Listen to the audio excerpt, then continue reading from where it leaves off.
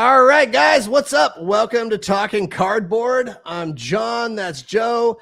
We're 100% obsessed with the hobby. No industry glaze, just real talk about ripping packs, chasing grails, trading at shows, and geeking out over cardboard. Vintage, modern, Hall of Fame, prospects, whatever your PC is, we're here for it all. And that kid in a candy store kind of feeling. Y'all ready? Let's rip into it. This is Talking Cardboard Live, episode number 12. 12. How you doing, Joe? Wow, doing well. How are you, man? I'm feeling great. We have 50 subscribers on YouTube. If anybody's tuning in and you like what we're doing, please hit that like button and subscribe. We appreciate it. Also, we do have a Patreon that we've launched. You can find us at Talking Cardboard Live over there and become a member.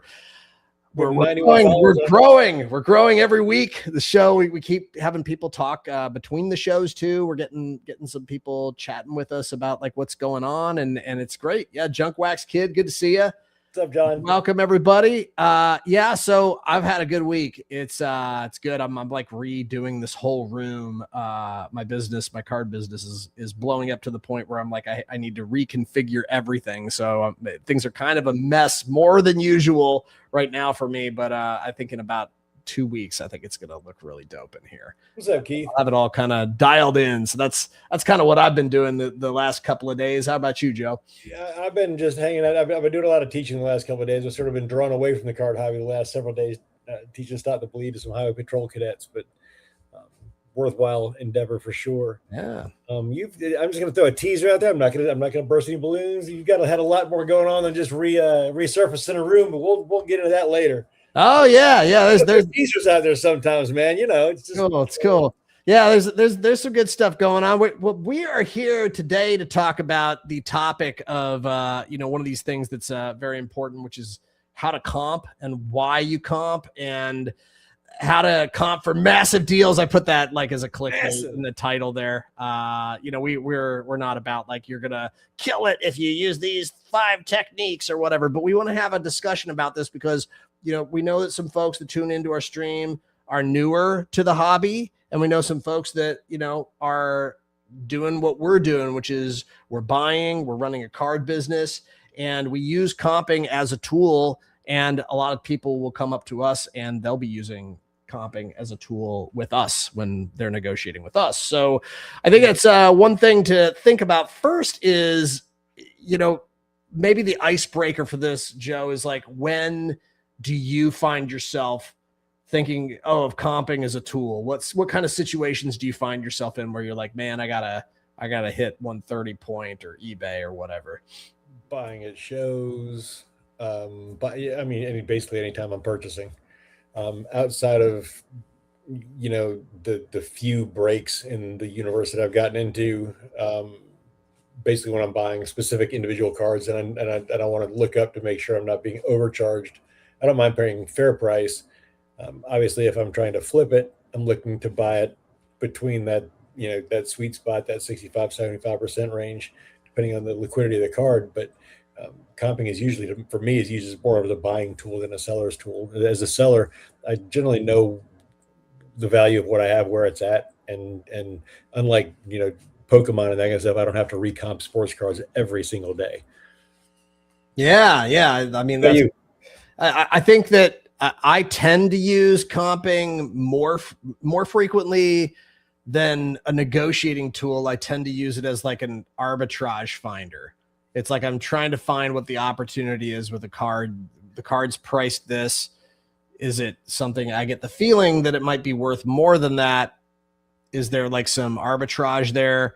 Do I have an opportunity to get a come up with some kind with it? I think that's what a lot of people who are reselling are thinking is like, if I know I can get this card for X dollars because it's literally what they're asking for, I don't really know too much about this card. There's so many cards, man, I don't know anything about. I think that's another thing too, is I use it just to figure out like, well, is this card even any good? Oh yeah. Sometimes I'll just be like, I don't even know if this card's any good, but I think it might be cool. So you'll definitely be using it for that.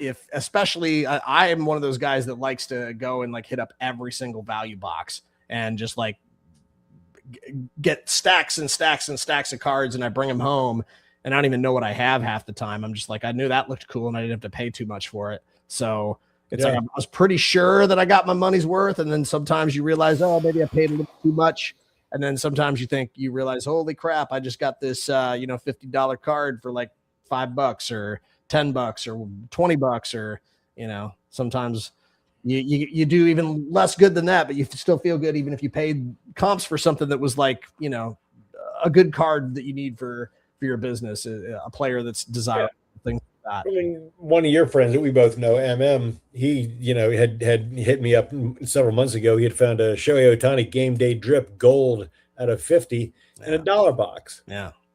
Like, bro, it's crazy. Dollar box. Dude, what? It's pretty crazy. So I looked it up and I was like, holy smoke, dude! In a dollar box.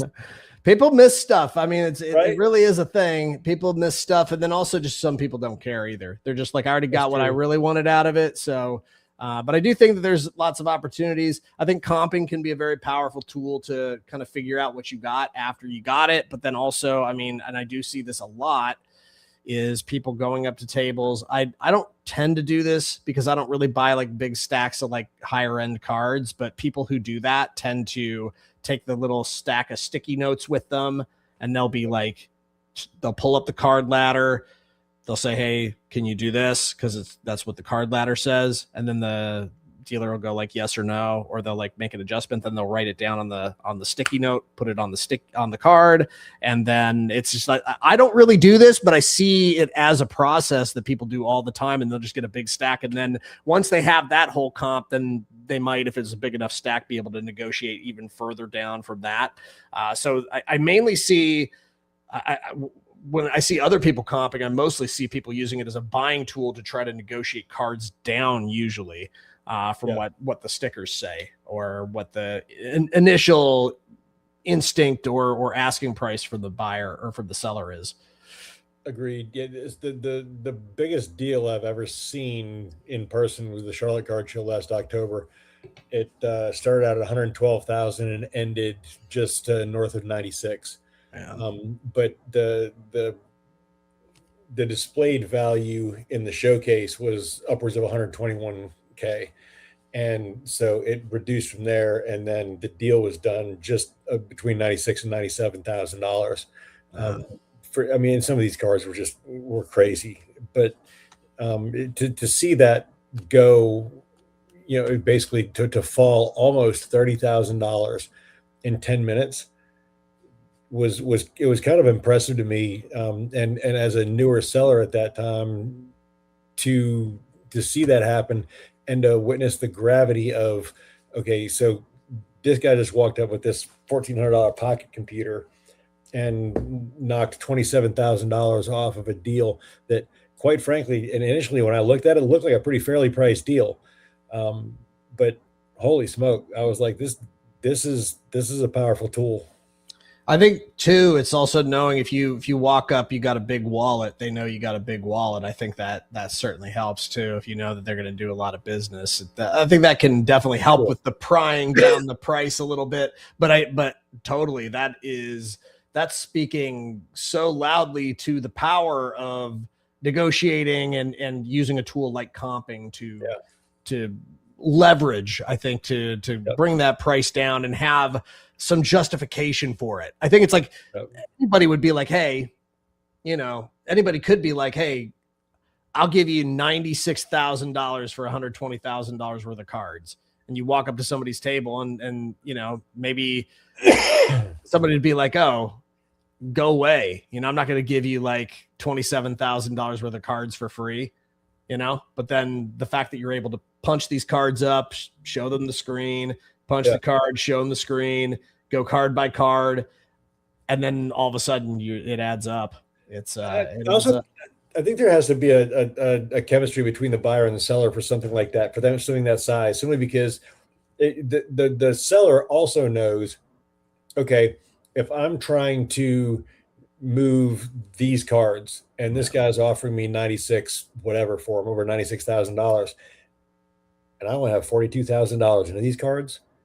Yeah. Do I really want to mess around for an extra $10,000 on that when I'm already making, twice plus what I paid?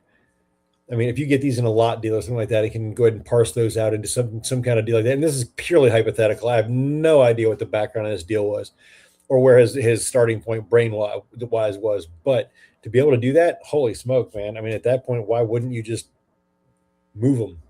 Yeah, I think that's spot on. I think that's, that goes back into like the business side of things, and what somebody has in it can often impact that. And I think that one of the things that you spoke to that was really interesting too is just the relationship between the buyer and the seller is definitely key, because that can manifest in a few different ways. And one of those ways that I see sometimes is just like the give and take with it. If it feels like the buyer is just trying to squeeze on every single thing, they're trying to be like as cheap as possible and try to squeeze you on every card. Like, some people will definitely react in a bad way to that.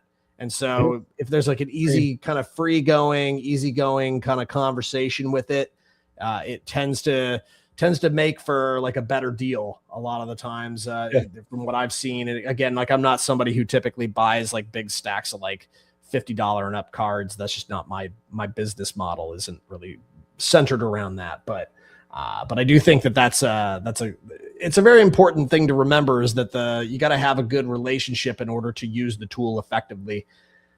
An amicable divorce of the card. Amicable divorce of the $96,000 from your wallet, or amicable divorce of the of those like banger cards that you had from your showcase. Yeah, man.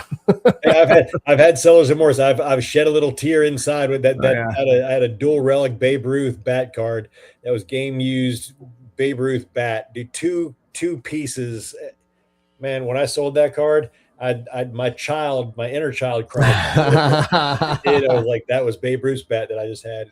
Oh man. Yeah, there's definitely stuff that you can have regrets about selling. I've only had a couple of those myself too. It happens though. If you get in the business of selling stuff, you're going to eventually sell stuff where you're like, man, if I only still had that. Well, now that we talked about and kind of established when you're going to comp, or some of the situations where you might find yourself comping in the business, maybe we could move to like, what do you use? What are the tools that you use? Some of the things that I'll tend to use is I really used eBay for a long time. And then I finally gave in and I got a Card Ladder membership, and that's been a helpful tool. I think that's a helpful tool for me. What are some things you use? So I got a PSA membership a while back when I still submit a lot of cards for grading, but it was free actually with the PSA membership, which was great because it's $200 a year. Oh. But I also used 130 point. I used eBay sellers research some, except over the last 6-7 months, eBay seller research, there's a whole lot more data coming back out there that indicates or might suggest some sort of shill bidding kind of thing going on, where you have a maximum elevation in a comp all of a sudden with one sale. And it brings back to the parameters of comping. We had talked about a little bit earlier. When I comp, I'm not sure how you approach it, but when I comp, regardless of what platform it's on, I knock the top and bottom bids out, and then I try to find the mean of the most recent 3 or 4 at that point, because otherwise you're taking into account something that goes at like you had mentioned earlier, the poor auction setting time, or it ends at the wrong time, and all of a sudden the card just flops because there were no eyes on it when it went, or you have a card that has 4 bids, but meanwhile it goes for 40% over last comps. That to me is signs of a potential shill bid. This is hypothetical. I want to make sure that there's no implications here. However, that to me is not a deal that I'm going to go ahead and weigh in as far as a comp goes as a seller. Fair enough. Yeah, it's not going to be. Yeah, no, I think that's seems like a solid approach. I think the main issue I have with that approach is that a lot of the cards that I'm comping just don't have the volume to kind of support that, like like sales volume over the last like 10 months or 12 months or whatever. And it makes it more difficult to do that kind of can we get like get enough data? I think that's actually like a lot of stuff that I buy. It tends to fall under this, like I'm almost like putting myself in a bad position in a way, because I'm like trying to figure out what it's actually worth, and it's tough to make out sometimes, because you'll have like a couple of comps and then it's like, well, one was high, one was like 6 months ago, one was really low, and it was a year and a half ago. And what do you do there? Yeah. It's like, it's tough.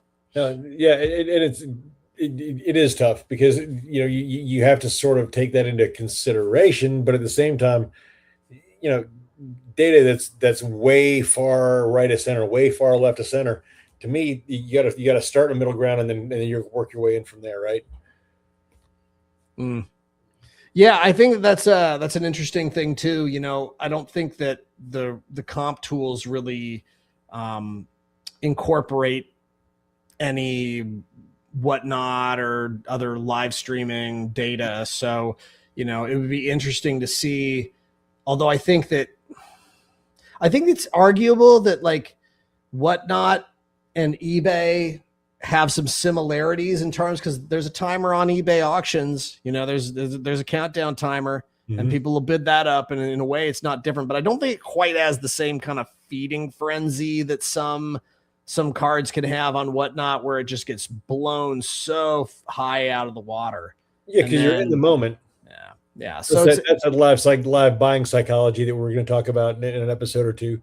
Yeah. And I think that's interesting. Like the live buying psychology, definitely is something we want to dive into in the future. Yeah. But I think there's a lot of options, in terms of how you comp. You can use eBay has some tools. You can even scan cards with eBay now. And that's free, I think. And then Card Ladder, you have to pay for that. You have to pay for some of them.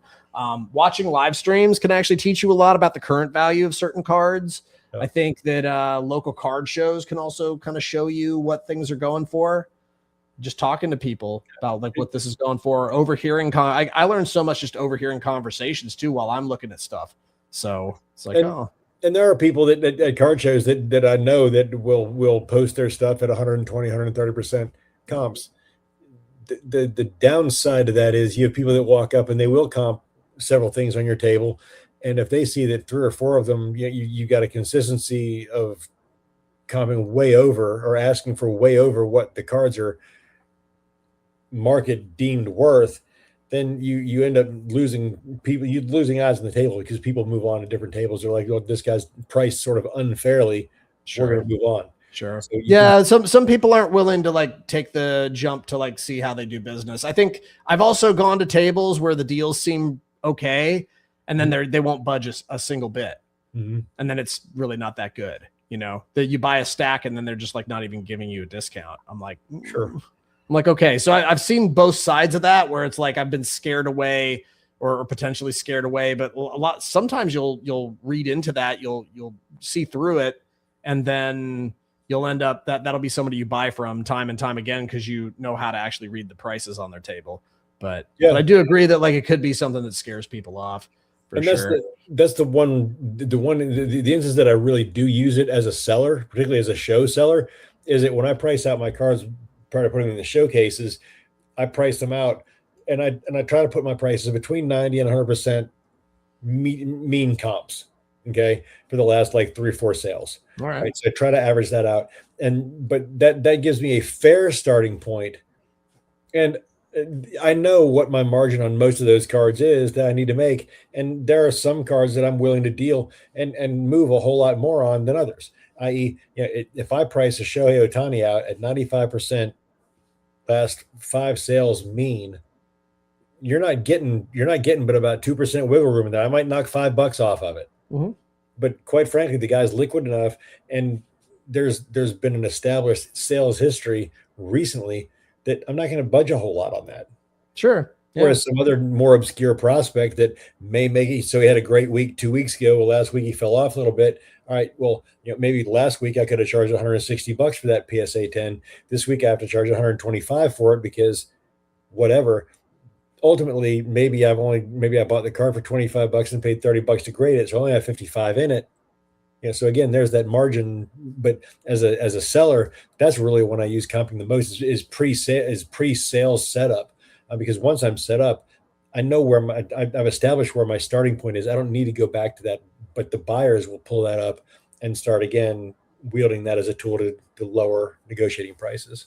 Yeah, yeah, makes sense. There's a lot of good reasons to use these tools, both on the selling and the buying side. I think that it's totally valid to have a pricing strategy like that. We all have our as sellers. Those of us who are tuning in here as a seller, we all have our own strategy for how to price things, and then how to like what kind of wiggle room we tend to have on certain types of things. And there's some cards where it's just like, I'm never gonna go down on these cards because like I just like them too much, or I'd rather just stash them back into my PC or something like that if it was something that I'm attached to, or things like that. And then we can kind of go into like, I think now because I think this is we've covered a lot of good ground here, Joe, on like what you use to comp, and some strategies about like comps.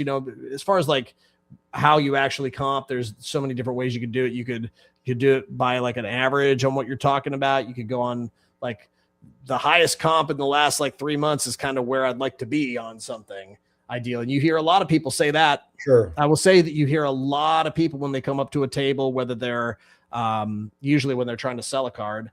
But I think I've heard it been said by sellers as well. I mean, as a seller, who wouldn't want to be closest to the 100% of the and I do think that there's a valid point to that. If you can dig your heels in and your business model could support, like, as long as you're making enough cash flow with it, like, the downside to being aggressive when it comes to that is, you run the risk of holding on to the card too long, and then you lose the heat, the card loses the heat, and then you lose the money, whereas you might have made a lot more off of it if you just like sold it for a little bit less. But you ended up holding on to it too long, and it's really kind of cooled off quite a bit. Or, sometimes people have an injury, or they'll get arrested, or whatever it is. There's so many things that can happen. It's not like Pokemon where like, Charizard's never going to get thrown in jail for DUI, so it's like, it's never, although DUI isn't really like a thing that is going to totally tank somebody's value. It's usually way worse than that. But no, but like Squirtle's not going to blow a hammy, or I mean, your Mewtwo's not going to blow his ACL and be out for again, go to Tommy John surgery and be out for 15 months or whatever, or have his hard drive checked and they find something not good on it. Like it's just it's so these things can happen to people out there in the world, and professional athletes are some of them. And unfortunately, some of them are not saints, to say the least, and things happen. Or also they just like get injured, they get bad injury or whatever, get in an accident, or just it's a freak thing, and injuries just happen. But like, yeah. So Pikachu's never going to pull a Wander Franco. Nah, probably not. No, probably not. No 14-year-olds moving into Pikachu's house. Oh my god. Nope. So in terms of like comping, we talked about the tools that you use to comp. There's a bunch of them. Some of them are going to be more, you're going to like using them more than others, and you're going to find your own strategy that works for you. I don't think there's any one strategy. There'll be people that tell you should only comp this way. I don't know if that's really true. I think everybody's going to have a little bit different reasons for comping, and so the tool that they use should probably be a little different depending on what they're actually comping for. So I think there's things to be said. You have some room on the tools you're using. Question for you: do you ever talk to anybody using market movers? I mean, I've probably heard of it. I don't know it. I've heard of it, and I've run into a few people using it, but I don't have any. It just, I guess, this is a general question for anybody out there who wants to weigh in and put some comments out. But drop it in the chat. If anybody uses market movers or knows of a specific benefit or I guess hindrance to using market movers, please let us know either in the chat on YouTube or Instagram, whatever. But I'd be interested in knowing, because I don't have any experience using that app, and I don't have a whole lot of experience dealing with people using that app, but I've heard of it before. Yeah. There's probably a million more ones that we don't even know of that are on like on the Ludex or some Yeah, other. I know there's other ones too. Those are just a few of the ones that I'm aware of. I don't really. You don't need to use them all. You don't need Yeah. to. How many do you need? You don't need all of them.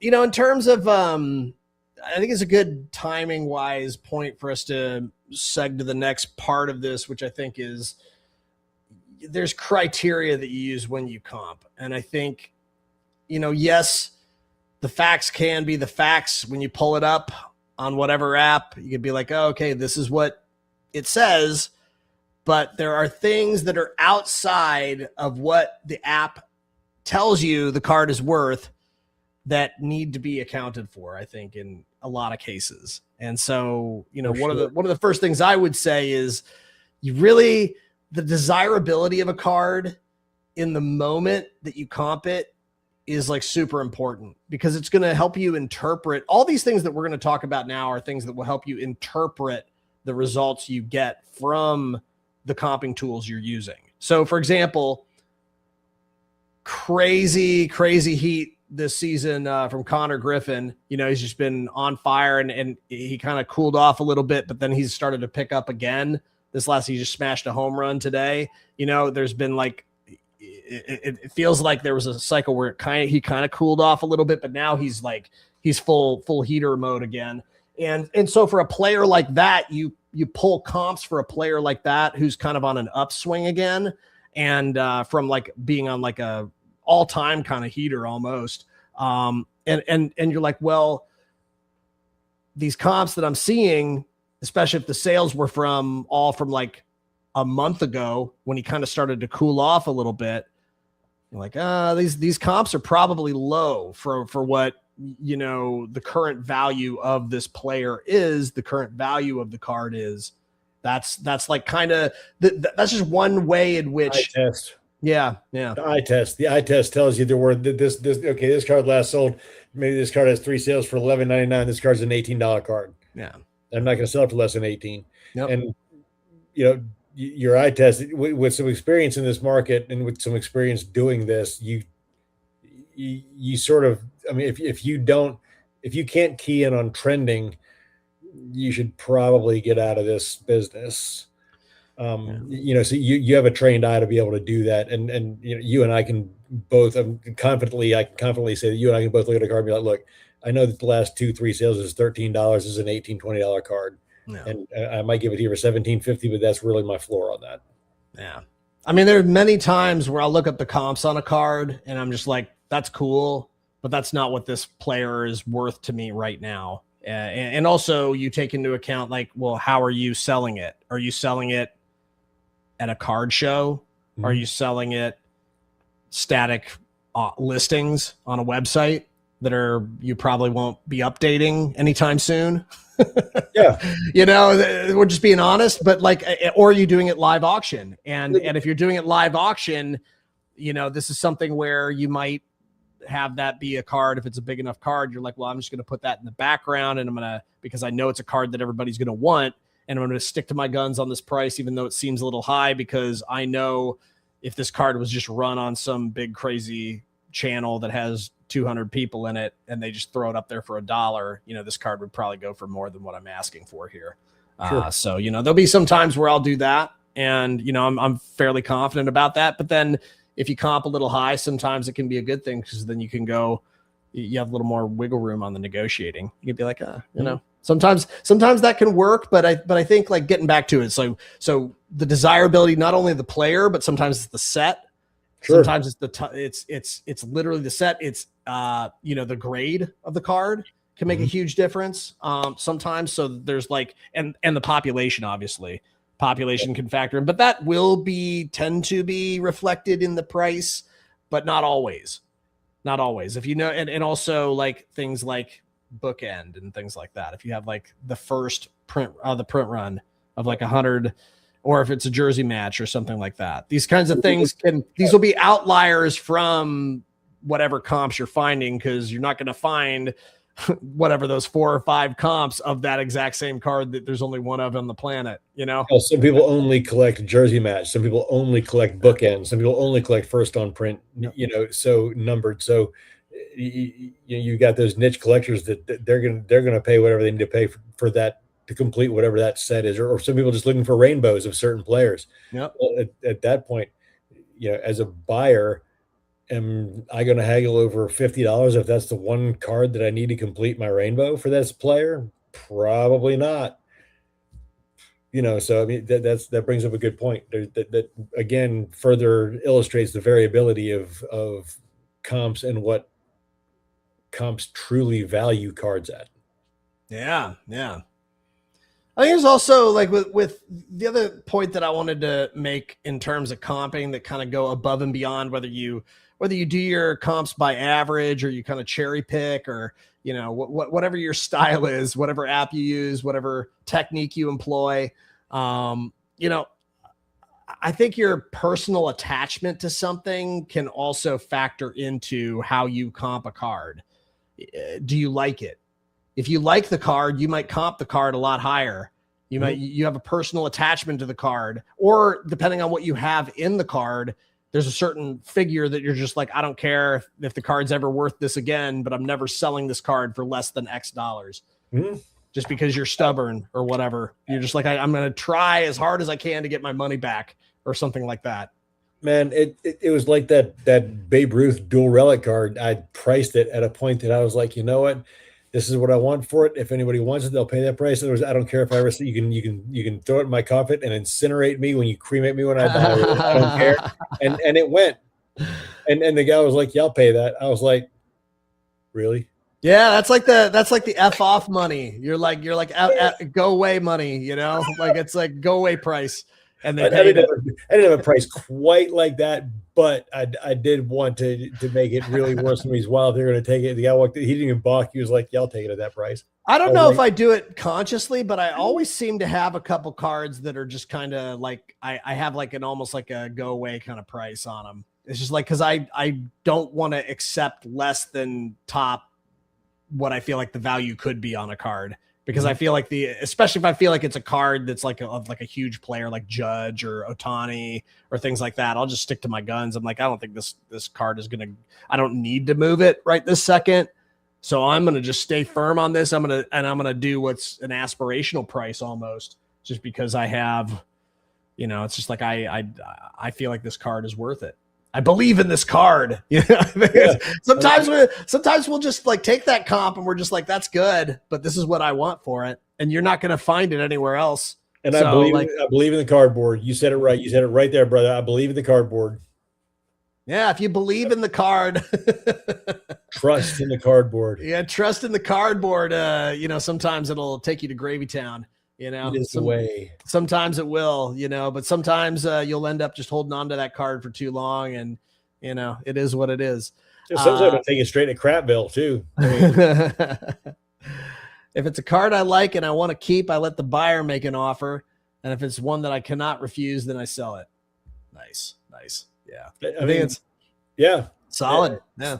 If they, and that's a great point, Keith. If you want the card that bad, show me you want it. Yeah. You obviously by my price, I want it.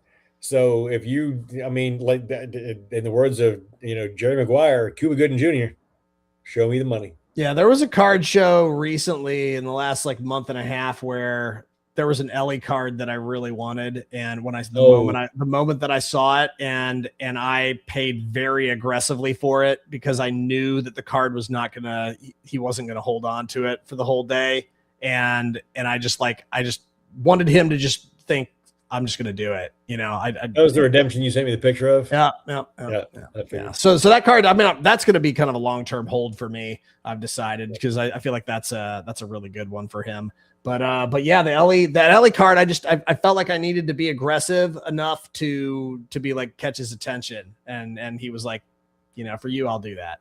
And it worked out, So sometimes it's like, and I feel like I got a good price for it. I feel like I don't feel like I overpaid for it necessarily. Like I think with some cards you have like a small window to capitalize on the maximum value of a card. Sure. And sometimes like, especially if it's something that just comes out, you have a very short window to kind of beat everybody to the punch and make the first sales. And but that card was something that I was just happy to add to the collection. So excited about that. So yeah, but it's interesting. It's like sometimes you gotta be willing to just, and we all do this as collectors. If we're collectors, sometimes we're investors. We're a little more, we put our investor hat on. We're a little bit more wary or things like that. But that's where like the collector and like, oh God, I gotta have it kind of kicks in, that kid in a candy store kind of feeling that you got to let yourself have in this hobby.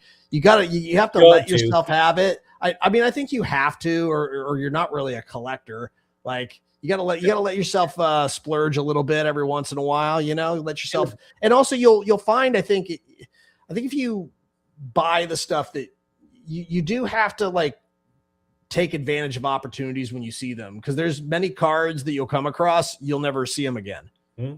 And you're like, well, man, I should have bought that card. I think we've all thought of a card or two where we're like, oh man, I really wish I would have bought that card at this particular time when it was offered to me at this price. Yep. Man, I'm still thinking about this Caleb Williams card that was like this geometric auto refractor to 25 that I was offered for $450 like back in December. And I'm just like still kicking myself over that card. I'm like, I'm still freaking kicking myself over that. You're just like, I didn't really want to spend that much on it. I really wanted it, but I was like, the remorse of not buying. Sometimes, there can be the remorse of not buying. I suppose you can always find some other useful purpose to throw your money into, but but yeah. Anyways, I digress. I think, but the personal attachment that you have to a card, I think it obviously, or the person that you're trying to buy from, obviously factors in when they're comping or you're comping or you're both trying to figure out like what the heck it should go for. If I'm selling a card for my hardcore PC, the price, there's going to be a whole lot less wiggle room on the price on that card than there would otherwise. Yeah. And there are certain players in my Yankees collection that just if you're going to want them, if you want them, you can pry them from my fingers, but it's going to cost you. Yeah, that is what it is. Yeah, and I think that maybe some closing thoughts here. We've had a good discussion on like comping and when you find yourself comping, what you use, and maybe some of the criteria, but I think maybe a couple closing thoughts. One thing I did want to say, and we were talking about this before the show started, is that comping is not exact. It's really not an exact science. Comping's not facts. So you can't go in. It's not like you print out the title to the car and who owns the car, and it's like facts of life. It's not really like that. What you get is somebody guessing. It's a way of guessing what the card should sell for, or you should be able to trade it for, or whatever you're trying to do at this given moment. It's data of past sales, so it's factual data of past sales. It's a selective data pool. It's not all the data pool, because you go on Whatnot and you see cards that sell on eBay for $16 going Whatnot for $3-4. So not all sales platforms record all sales. So it's not even an imperfect science. It's an inexact science, like you said. Well, it's interesting. You said like, data pool. Yeah. Card will go for like $16 on eBay and sells for $4 on Whatnot. It's like, I've seen it the other way around too. Like where, both, you'll have a card that you could easily buy for $3 or $4 selling consistently for like over $10, just because it's a hot player or it's a cool looking card or whatever it is. It's like there's differences, and in that way it's not exact. The eBay comps are totally off in that case. So that's why I think comping is helpful. It's helpful, but you have to see it in the context of running your whole card business. It's something you have to understand. How is this comp like on eBay going to impact the decision that I'm making for trying to sell cards on like Whatnot or at a local card show or things like that? Depending on what you're trying to accomplish, or I'm just trying to add dope stuff to my PC. I think these are all things actually like, I think that adding something to your PC, if you could sell to the person, I mean, I usually have no reason to Like if I'm excited about a card, I'll just like, it's hard for me to hide that, you know, like it's very hard for me to hide when I'm genuinely excited about a card. So, you know, I could try to play it cool. You know, I think it's tough to play it cool if it's a card you really want. But I do think that, so that can kind of feed into, well, maybe I can charge a little more because this guy seems really into it.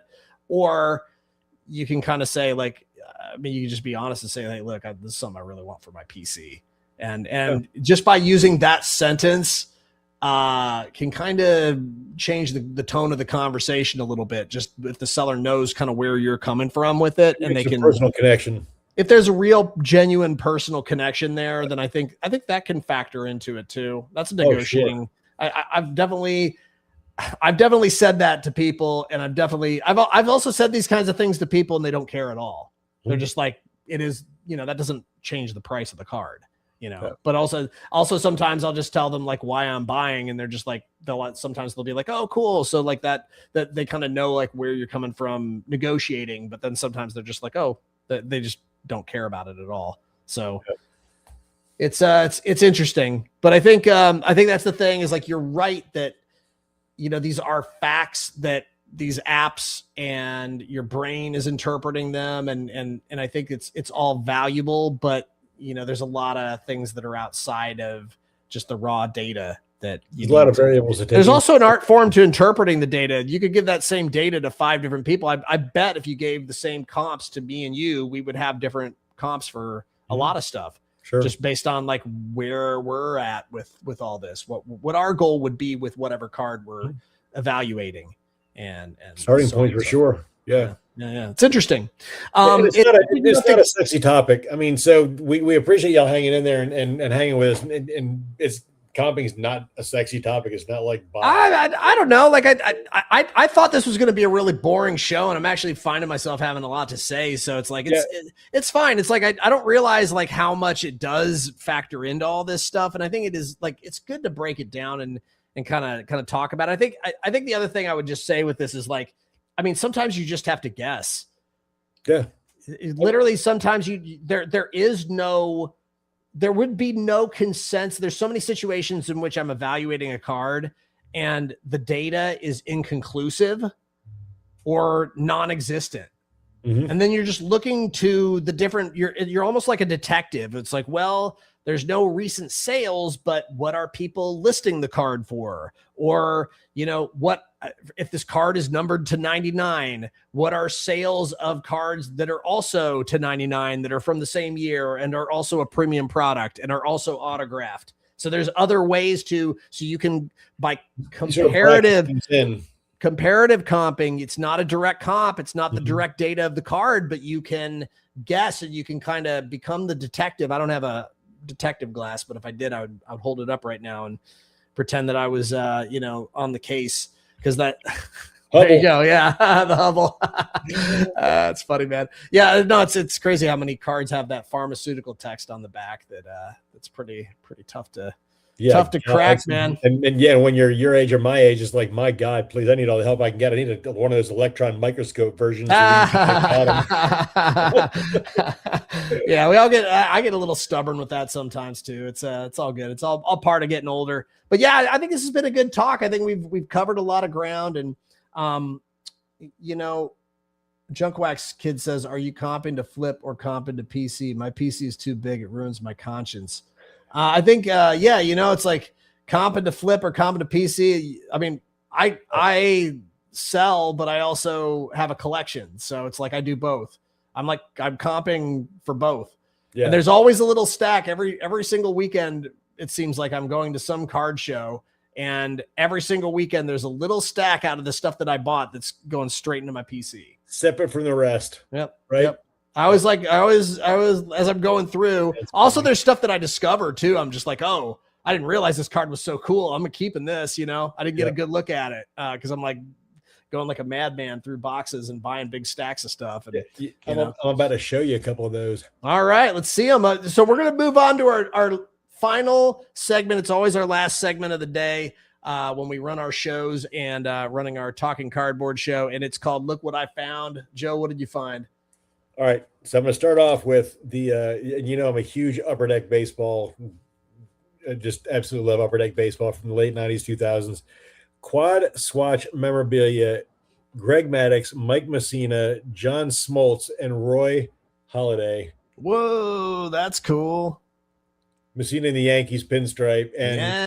Maddux in the Cubs uniform and napkin patch, but listed as a Padres player. That's funny. I wonder what was that like second stint with the Cubs, or like that was probably second stint, right? Yeah, that was second stint. That was 2006. I think that's cool though, man. That's a dope card. It's got some great players on there.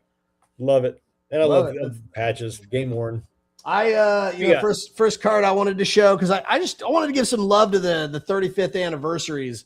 I just think these 35th anniversaries are so sick looking. I love them. I especially the refractor looking ones are great. And the Shohei, this was in my grading stack, so I'm gonna send this one off and cross my fingers, and hopefully it turns out good. But like, these are cool, but also there's different variations on them too. That I would say if you're a collector, you shouldn't sleep on them, because some of them are rare. So so definitely look them up. But I just think they're fun because they elicit the throwback designs that I love from when I was a kid, and they always kind of pop out to me. I'm always on the lookout for cool ones. Yeah, like the 90s and 91s. Like I said, those were cool reprints. And it's funny, I got one sitting right. Not one is going to. There you go. There you go. I like those too. Yeah, the 86. Yeah, love it. So my second show and tell, look what I found card is again Upper Deck SP Authentic on card, Jason Kendall. Keith, eat your heart out. On card auto. That's cool, man. Yeah. And Jason Kendall, I loved him as a catcher with the Bucks. He was good. He's probably going to be in the hall of really, really good. He's not going to be in the Hall of Fame, but he's a really great player. And he'll probably be like Pirates Hall of Fame, right? Yeah, I would think so. Keith, you want to weigh in on that? Pirates Hall of Fame, Jason Kendall, you think? He's a Bucks guy, I know. All right. Yeah, that's solid. That's solid. Yeah, we're still on, Alan. What you up to? We're hanging. Alan's got youth groups, or I think church. He's got something going on. I think this week's his last week. They don't be able to be on for the whole time. Oh, cool. He said he bouncing in and out. Well, I'm glad you're catching some of it. It's good to see you, man. Second card I got is I just wanted to give a shout out for the late 90s, early 2000s inserts. Like, look at this Hocus Pocus Ken Griffey Jr. This thing just popped out of the table to me when I was at a card show this last weekend. I'm like, that's going in my PC. Yep. Focus Pocus is cool, dude. That's awesome. That's like, looks like a case hit, right? Yeah. Some of those inserts, they really did a bang up job on them back in the day. And that wasn't even chrome. So that wasn't even a refractor. That was a foil, technically. No, yeah. Flare focus. Crazy about those. Nothing crazy. And like the old lava designs and that kind of stuff for there's a top set that came out around that same time that had that really just crazy refraction, but it was a foil card. It wasn't even a metal card. Yeah. I mean, I don't think that's anything crazy too, but the effects that they got on some of those cards are very unique. I feel like they also feel a little more analog. It's kind of weird. It's like they feel less cheap looking. They feel, because I think the process was more difficult. It was like a more laborious process that took a little bit more time and care in some kind of way. It wasn't a layer of sticky film. Yeah. Which is what it is now. But I mean, it's well, it's tough to walk away from a shiny junior too, right? Keith. That looks like magic. It should disappear. Which one, Keith? That one? You're not getting that one, Bubba. I want to tell you. No, so the third card, I know this is coming as a great big surprise, from the Upper Deck Ballpark collection. You may have seen one of those before with the that one. This one is way cooler though, honestly. So you've got David Ortiz, Aramis Ramirez, Kendry Morales, Manny Ramirez, Vlad Guerrero Sr., and Maglio Ordonez. Oh, and there's more. It's like on the back too. 6 swatches, game worn, and it comes with a separate COA and a. That's crazy, dude. That's how cool that card is, bro. It comes with its own COA. That's crazy, man. Wow. I mean, Big Poppy. That's nuts. I've never seen a card that came with a separate card before. Like, right, and the labels, I guess the foils match up for the authenticity. that's dope, man. That's really cool. It's like certified. Crazy. Cool. Yeah. That's cool. I like that. That's cool. The And cool last names. card that I Maglio wanted to Dornas was show, good. because Yep. oh yeah, finish what you wanted to say No, about your Maglio card. Dornas was good. Big Yeah, he Poppy was was good. good. You know, I mean, just That was a good 6-pack, man. yeah. Thanks. Yeah. The last card I wanted to share is because I don't have $1 million and I don't really care to spend money on kabooms and downtowns and uptowns and Brown towns. and what are these, like stained glass? Like, I just love these oversized ones. Nice. Like the oversized, like I have a big stack of like the downtown oversized, and then I have a bunch of these. I actually have a ton of these stained glass, and I just think they look really cool. I think they pop, and it's like, are those out of mosaic? Are they box toppers? What are they? Yeah, I think they're box toppers. Yep, mosaic box toppers. Very cool. Pretty cool, right? Yeah, they did this last season. Yep. And they did the downtowns too. They did the downtowns as well. That's the second year in a row they've done the downtowns as box toppers. And some of those box toppers are going kind of crazy now, though. Like some of the jumbos from like the 24 quarterback class are going upwards of $100, and so those jumbo downtowns were big the last couple of years. They've people have loved those things. I didn't realize the mosaics came with the box toppers and the stained glass though. That's really cool. The mosaics are really cheap too. You can get the mosaics for super cheap. So those are pretty sick. Yeah, I think they're cool. I like those. I like those a lot. Remember that every $3 card sale goes towards my 1 million Johnny deals. Yes, that's right. That's right. That's I don't know where that came from, but I like your thinking, man. I like your thinking. On that note, if you like what we're doing and you want to support us, there's really not a lot we can do. We don't have any merch yet. And we don't have any way of monetizing directly here on YouTube yet. But as we're building our following, one thing that we did create is a Patreon where you can become a member. And for $5 a month, you can support the channel and help us to get our first goal is just to get enough members where we're covering the amount that we spend on the platform, because we do have to spend some money to be on this platform that we use to broadcast to YouTube every week. So if we can get to that point, we'll be very happy, and we're going to start at that point to do some exciting perks for our members, which includes, like, one of the first things we're going to do is do a monthly giveaway show, which will be really fun. That will be members only. So if you want to be a part of that cool call that we do, I don't have if you want to help me get to 1 million, then this will help us with that as well. So I can buy all the kabooms and everything, and we can give some away to you guys. How about that?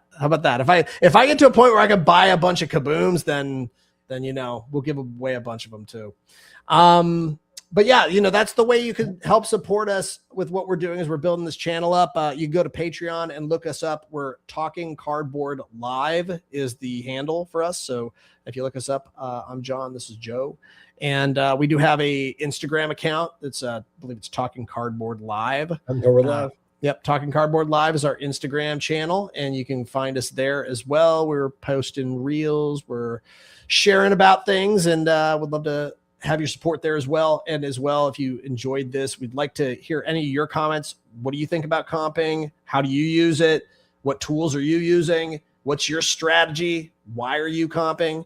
All these things, feel free to add to the conversation as a comment. And did we miss any variables that you thought? I mean, if you think of any variables that we didn't hit on, please let us know. We're always looking for new information and new stuff to talk about. Yep. And also let us know how we did, because we're trying to make this show better every week. And we feel like we've hit a kind of a sweet spot with this format of just talking about a topic for a little bit and kind of sharing our insights into a certain topic. We're having a good time with that. So, but if you have other ideas as to what might be a cool thing for us to try, we're happy to hear your comments as well. We do read the messages and we try to respond to everybody as well. we try to respond to everybody. It's hard to respond to everything sometimes, but when's the givey? Yeah. Yeah. No givey here. You're wrong streaming platform. Alan, you're in the wrong platform, bro. Fired again. We can't fire him. He's You can't really fire him. No, he's a fire himself. Can't get rid of him. He's everywhere. Alan's everywhere, man. He does. He's a sneaky rascal. Hey, I'm glad it flowed well and the time went by quick. We want this to be something that people can catch on their, put it in the background, listen to it, get some insights and all that stuff. Yeah, it's a random card. Exactly. TKS gets it. It's a random card that's up in less than 5 minutes. So swipe up to find out. Yeah, Alan, swipe up. Swipe up, bro. All right. All right, everybody. This has been a real fun time. Thanks again for everything. And we will see you again at the same time, same place. Until then, let's rip it.